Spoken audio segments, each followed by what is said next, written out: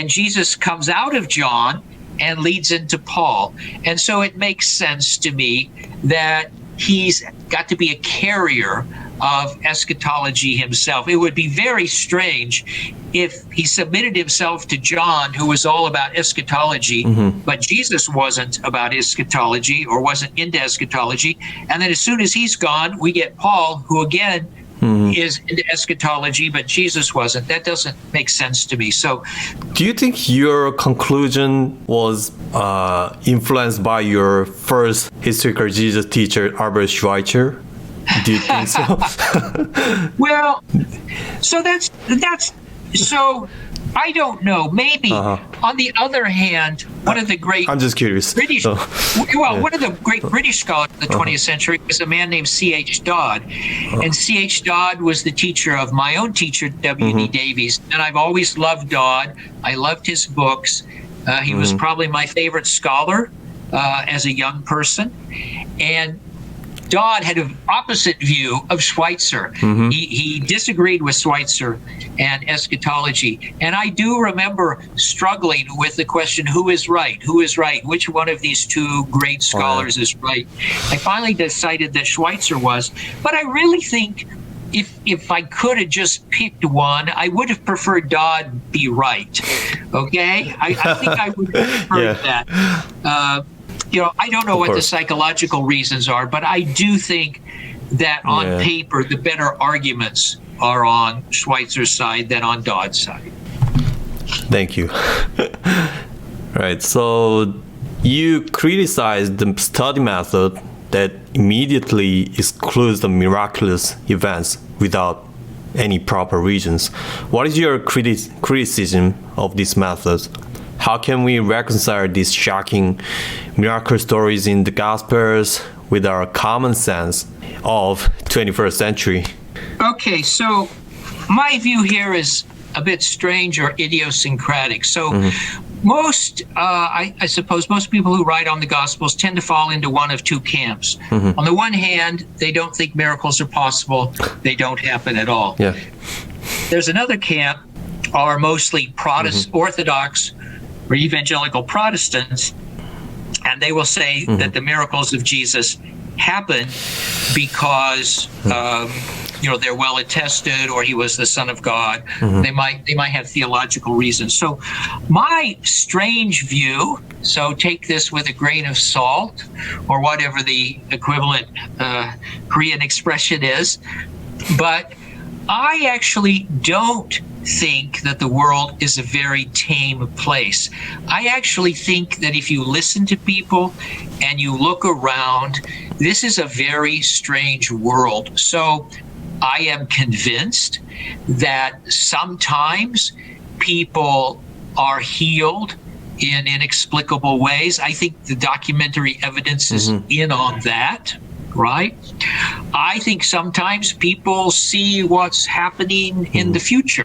I think it's happened to me on a couple of occasions. I think, so here's where I get really strange.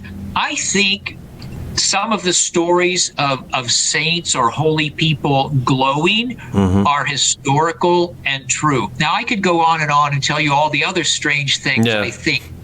But my argument is actually from the present to the past. That is, I think quite a few strange and odd things go on today.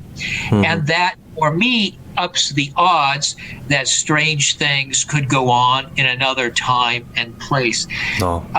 I don't know if you're familiar with an evangelical scholar named Craig Keener, but he's published two large volumes entitled Miracles. Yeah, it's recently translated, the big book, right? So, yes, we don't agree about everything, but I think the basic point he makes is the same point I would make, which is that there are amazing things going on today. And that, in fact, makes it easier to think they went on back then. And it does short-circuit the view that miracles or unexplained things or really weird things don't happen, and therefore they couldn't happen back there. I actually agree with David Hume. So David Hume, who's the most famous opponent of miracles, says that in effect that we should judge the past by the present. Now, my difference from Hume is that he looked around and didn't see anything unusual. I look around and I see lots of unusual things. So we're actually using the same logic, but since we start with different things that we see, we end up in opposite places. So that's my strange answer to your question. I don't consider myself an evangelical Christian. I'm not quite sure what kind of Christian I am, but I do think that the world is not a tame place, and it doesn't fit our categories, and that people who are doctrinaire about what can and can't happen, they're going too far, in my judgment. It seems to me, you said it's strange, but I would say it's interesting, because many Christians think the miracles are happening because God did it in the past. But your argument is you can see all things happening, so it's possible in the past. I'm going from the present to the past. It's great. Thank you for the answer. And the next question, the question of whether Jesus saw himself as the Son of God or as the Messiah, you already mentioned that you think he thought in that way. But this topic is very important in the study of historical Jesus. And how much can we know about Jesus' self-consciousness? Okay, so the trick here is to unpack self-consciousness, right? The word that you ended the question with. I think that you have to divide your answers to this. So let me put it this way. So I think Jesus thought he was the Messiah. Okay. But I know nothing about the process, the psychological process that led up to that conviction. I don't know how he got the conviction. I don't know at what age he got the conviction. I don't know if it dawned on him in a moment or came to him over time. Okay? So the same thing with, I think he thought he was a prophet. I think he thought he was the prophet in Isaiah 61 who preaches good news to the poor and comforts those who mourn. But again, if you try to get behind that, to the psychology behind it, when did he decide that? Did he think that when he was 3 years old? Really? Did he think it when he was 3 years old? Did he come to this conclusion when he was 10? Did he have a vision? Or again, Jesus, at least at the end, knows he's going to be a martyr. Did he know he was going to be a martyr when he was 7 years old? Did he always think he was going to be a martyr? Did he begin his ministry thinking he was going to be a martyr? Or did he only come to this conclusion reluctantly after a series of events? So the way I would put this is, we can know certain things, like he had a sense of mission, he thought he was the Messiah. But if you want to get behind that and if this is what you mean by self-consciousness, then I don't see how we can do that. That is, how these things entered his mind. Or again, if you look at, if you say, well, he expected to be a martyr, then you can look at Gethsemane. It looks like, at least for a little bit, he's thinking, maybe I don't have to be a martyr. Okay, well, is that what happened over the course of months? Did he wrestle with this? So these are the kinds of things I don't know how to approach at all. I don't think the Gospels are actually interested in these questions. They just give us, he thought this, he thought that, he said this, but to get behind them, if you will, into his head, I don't see how to do that. So did I make that distinction clear? Yeah. Thoughts and what leads to the thoughts, or convictions and what leads to them? Yeah. So I draw a really strong distinction there. Do you think we have enough evidence Jesus thought himself as a Messiah of the Yes, I do think that. And I also think that that's part of what lies behind early Son of God language, because there's a Jewish tradition about the Messiah being God's son as well as David's son. But again, how much more is going on with Jesus? And then how does he conceptualize his own sonship? Those are really difficult and I think ultimately intractable questions. That is, we just can't get to them and open them up. Thank you for the answer. The ending of the book is very impressive. I don't have the English version of the book, so I translate on my own. But I will quote this. Contradictions are not complementary, but hostile, and not equal, but sequential. The resurrection and the cross and the grave do not balance. The resurrection overcomes everything. So, how should believers who are struggling with the historicity of the Gospels understand this conclusion? In other words, does the resurrection of Jesus give us the power to overcome the grave? Can you explain this in both a physical or theological sense? Do you make sense? This question?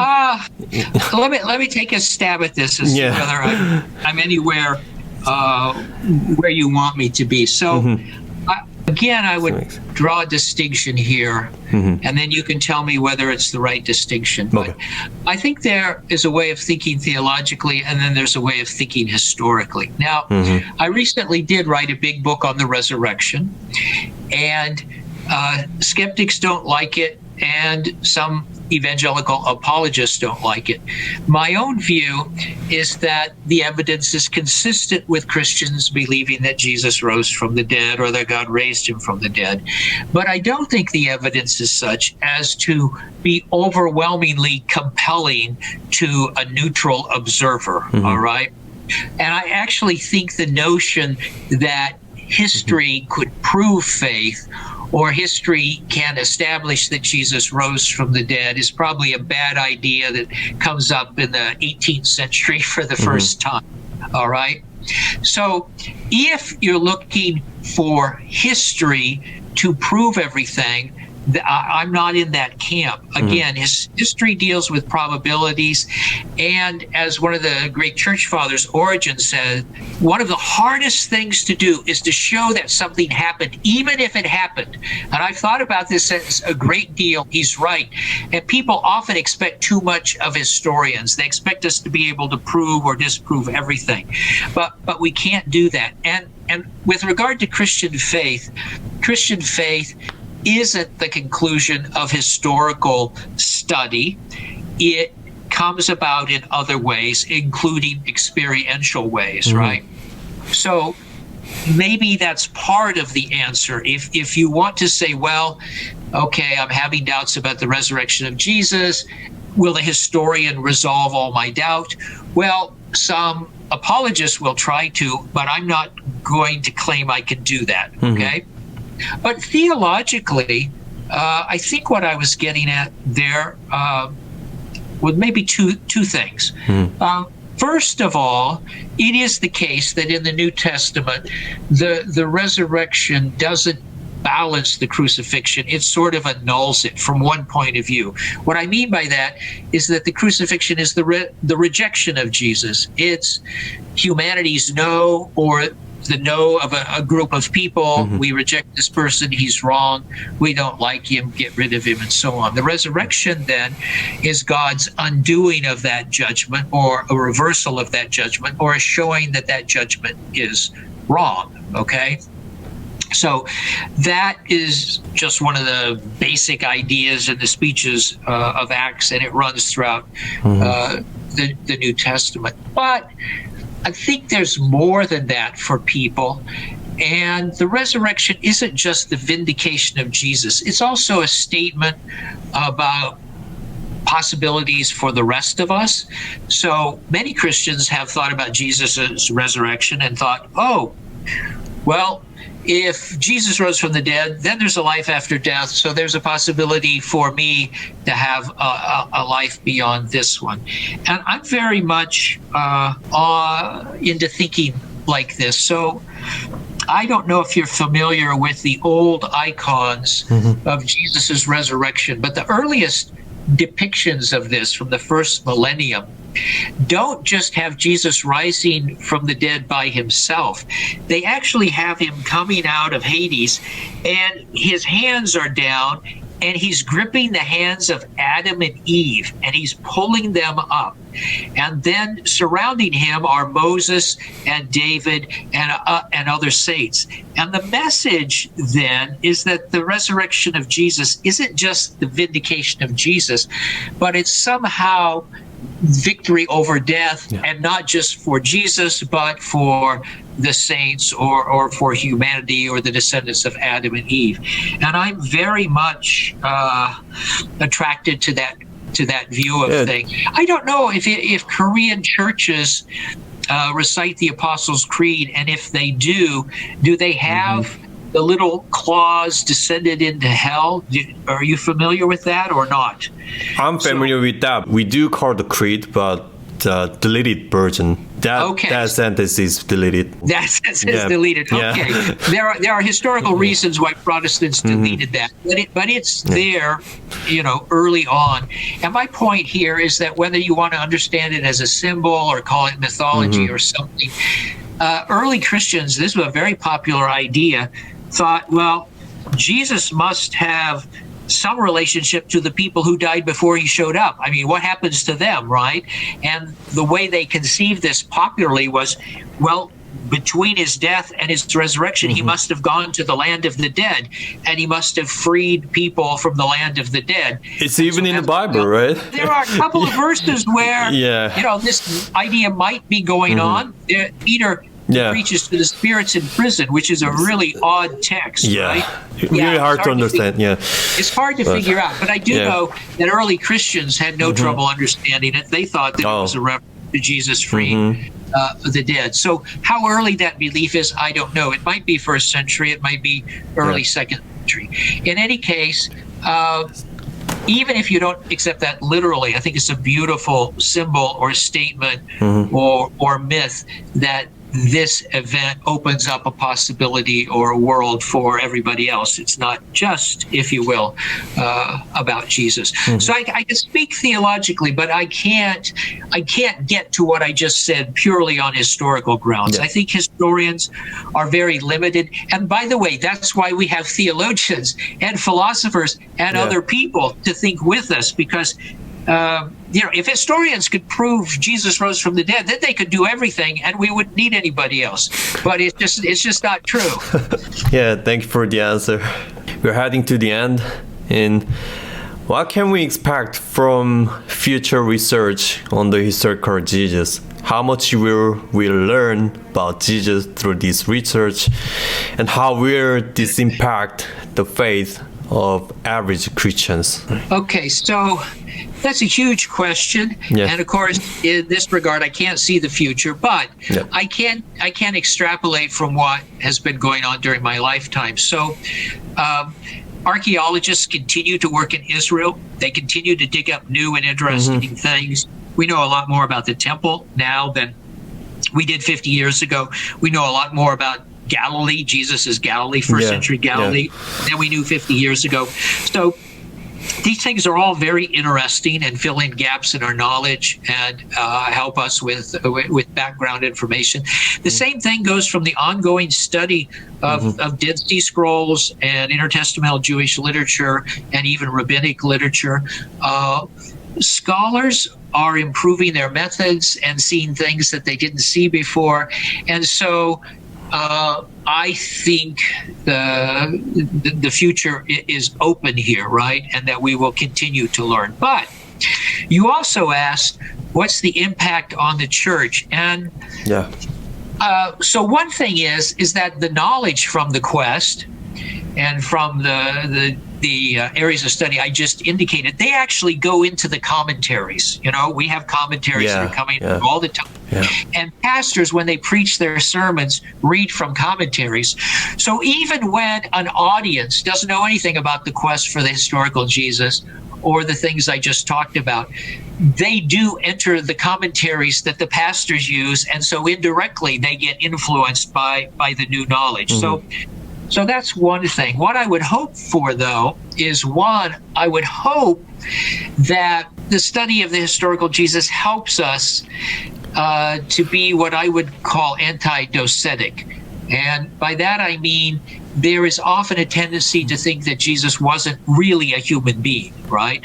But the confession is he's not just divine, he's also human. Yeah. And I think the quest for the historical Jesus, because it sets him in his time and place and draws connections with other Jews and so on, it helps us to think of him as a real human being rather than just sort of a ghost walking on, an ethereal specter who just came down and walked around and wasn't influenced by anything else. Also, my own hope is that this helps us with Christian-Jewish relations in the long term, because the more you learn about the historical Jesus, the more you can see his debt, not just to the Old Testament, but to Jewish tradition and to Jewish ideas. I mean, Jesus doesn't invent the golden rule.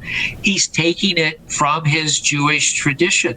And Jesus is often in dialogue with his Jewish tradition, sometimes agreeing with certain points of view, sometimes disagreeing with certain points of view. But my own experience after several decades is to have a better sense of Jesus as a Jew, and therefore a greater appreciation for Judaism and everything that it has given us. But having said all that, my fear is that in so many places it continues to be what it was when I was growing up. That is, I had to stumble on a book in a library, in a church library, to figure out this was even going on. And we do still have many, many churches where pastors and others just go down the road as though the last 2 or 3 centuries haven't happened. And I don't like it. Yeah, I agree. If pastors doesn't study these kind of things, at least in entry level, it's not only unproductive, but I think it's dangerous for Christians. Because if they get the information from a book or another lecture or YouTube videos, they can confuse their faith, right? That's why you're writing this kind of book also. Yeah, I think that's dangerous in some sense. Well, I would say there are good historians and there are bad historians, and there are friendly historians and there are hostile historians.